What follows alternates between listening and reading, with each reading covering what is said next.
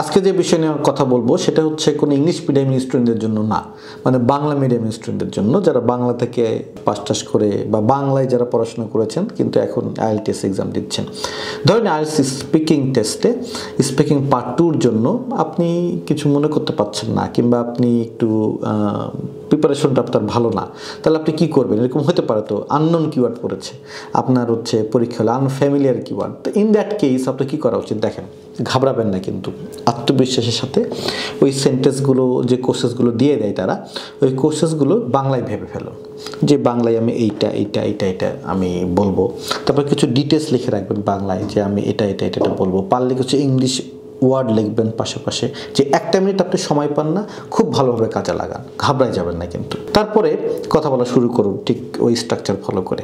যেমন হচ্ছে অলরেডি তো আপনার কাছে এটা কীভাবে কী করে স্টার্ট করবেন সেটা কিন্তু আপনি প্রিপেয়ার্ড হয়ে থাকবেন, এবং কিওয়ার্ড কীভাবে এন্ড করবেন সেটা আপনি প্রিপেয়ার্ড হয়ে থাকবেন। কাজে স্টার্টিং নিয়ে কোনো সমস্যা হচ্ছে না, ফার্স্ট 20 সেকেন্ডস আর 30 সেকেন্ডস, দেন 30 সেকেন্ডস পর আপনার চ্যালেঞ্জটা শুরু হবে।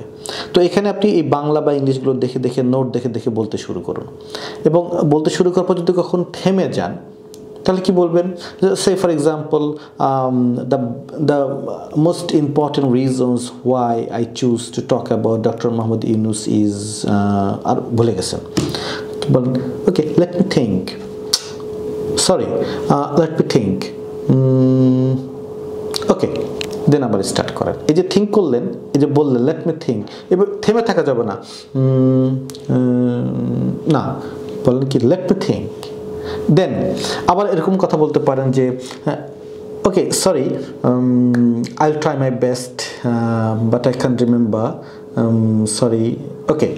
এই যে আপনি একটু সময় নিচ্ছেন, থিঙ্ক করে সময় নিয়ে বলেন, ওকে, আত্মবিশ্বাসের সাথে বলেন, ঘাবড়ায় যায় না। এটা হচ্ছে আইএলটিএস স্পিকিং পার্ট 2-তে।